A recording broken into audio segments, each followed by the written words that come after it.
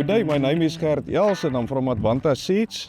I have the position as Portfolio Manager for Canola and Forages in South Africa and all our neighboring countries. So yeah, that's my main responsibility, to see how we can develop the market, to get as much as possible info from the market, to determine what the farmers need, and to give that info to our research team so that they can focus on the best varieties under the climate conditions which we plant, and to assist the farmers in that way. We are here today between Napier and Bredasdorp at the farm from Hercules and Pierre du Plessis, and we appreciate the effort which they made and to have the soil available for us to plant the trials. That is one thing about Advanta. We don't just want to sell seed. We want to sell data to the farmers, knowledge to the farmers, and that's why we need to plant this kind of trials, to see what is the adaptability in each region, to see the disease resistance, the drought resistance, and all the facts that can help the farmer to farm better. Canola was introduced way after wheat and barley in South Africa, and the first time when we started to plant canola was as a rotational crop, because the advantage what you will get from the follow-up crop, the soil health, and everything that goes apart with that.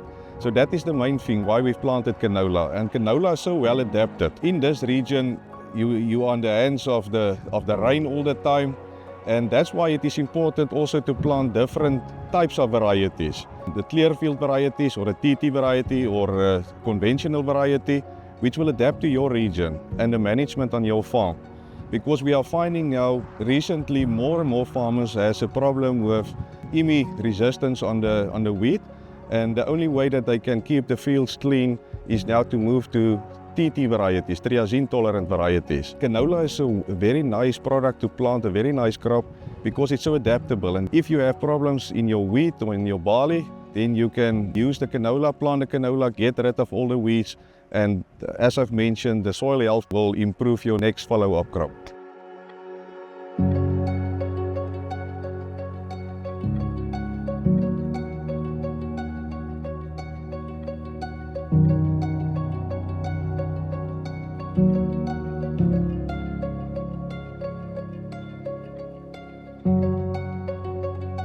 I think we can be proud.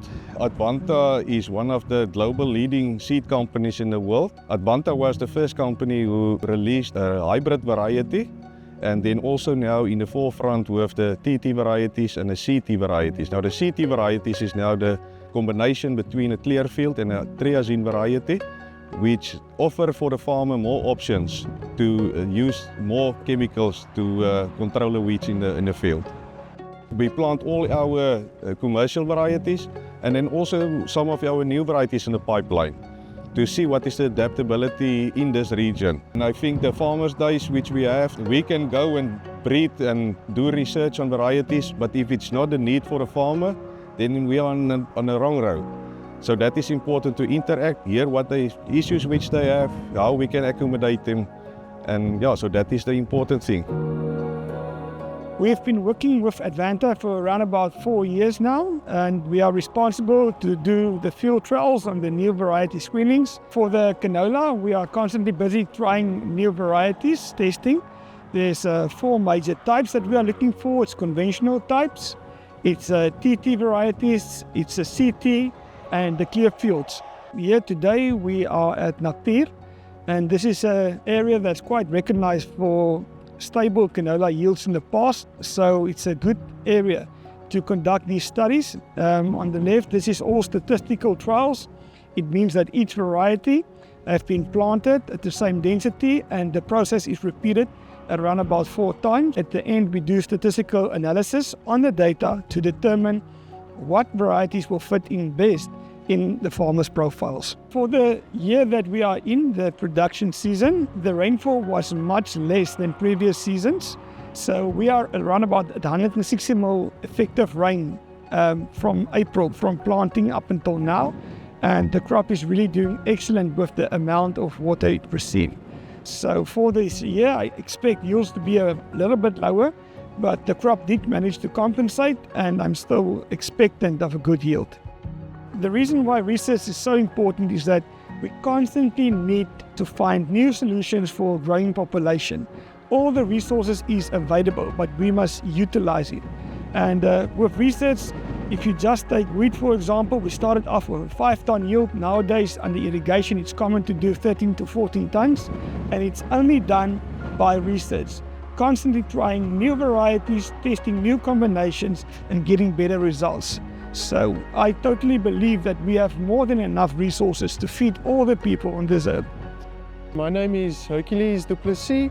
Farm name is Grootzanddrift. So we farm wheat, barley and canola, and also have sheep and cattle. And we have in a rotation where we introduce the alfalfa after 5-6 years of cropping, continuous cropping.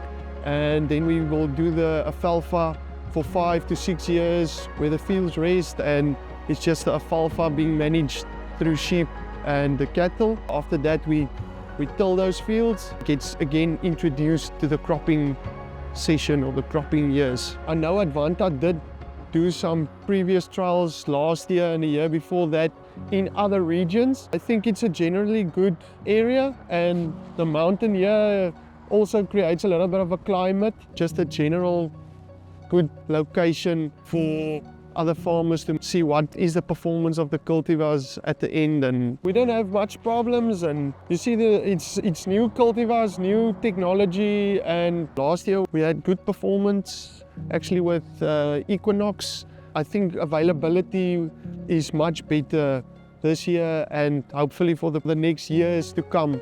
I think that's how you beat the blackleg as well, where you don't have to spray as much. Looking forward to see what the performance is and where the yields take us. Hi, I'm Justin Kudnik. I'm the National Canola Technical Manager based in Australia, but I also have a global role when it comes to trait development and evaluating varieties in different geographies. Since I've been here in South Africa, some of the countryside and some of the cropping is at some of the highest levels that I've seen, and it's certainly a positive thing to see that growers here in South Africa are adopting technologies as quick as they can. They're also looking at new varieties and new technologies in field days like this. So it's a pleasure for me to come along and talk to growers, talk about agronomy, talk about varieties, and talk about what's the best thing for the South African industry and how it can evolve over time. So we've stepped up the amount of trials in South Africa in the last 2 years to get more data, to have more confidence about not only how they perform in South Africa, but then we merge that harvest data into the Australian data, and what we're finding is we're getting very strong correlations between South African trial data and Australian data, which also means that when we're selecting new germplasm in the Australian breeding program, we're finding that it's very well adapted for South African farmers. So we can use the Australian data and the South African data to decide what are the best varieties for South African farmers. In Australia, probably over the last 10 or 15 years, GM canola has gone from less than 10% of the crop to now 50% of the entire crop is genetically modified. And that genetic modification is related to a form of herbicide tolerance, which is glyphosate tolerance. And the reason why that's happened is a lot of growers in areas where they need the glyphosate to kill the weeds, not only at the start of the cropping phase, but also through the cropping phase up to flowering, need additional sprays of glyphosate to kill the weeds. So therefore we've had a lot of adoption of GM canola in areas where they need to use that glyphosate chemical. In other areas of Australia where they don't need to use so much glyphosate, the GM technology hasn't been adopted as highly in those regions. So you'll still see the non-GM technologies do really well in those areas. I think there's an incredible future for South African farmers, especially with their canola production. I think you can increase the percentage of canola in your overall rotations in a lot of your areas where you grow canola over here. I think you can expand your canola production into those irrigated areas in the Northern and Eastern Cape. There's potential there for more canola production. And I think overall, as you get more varieties coming out of Australian breeding programs, which we now know match up with South African environments and conditions, it means that growers will be able to get more yield and be able to get the advantage of those new technologies so that the average South African farmer can make more money per hectare. Wonderful people, beautiful countryside, but lots of braais. Lots of meat. So I had to get used to that. But it's been an absolute pleasure, and I think South Africa is a beautiful country.